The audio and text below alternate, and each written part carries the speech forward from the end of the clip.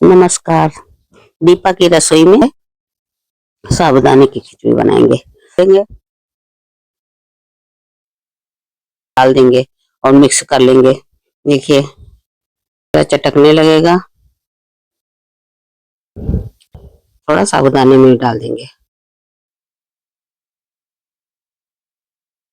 तो मेरी रेसिपी कैसी लगी कमेंट करके बताइएगा। कलरफुल खिचड़ी है, हरा भरा खिचड़ी। आप मेरे चैनल को सब्सक्राइब करिए।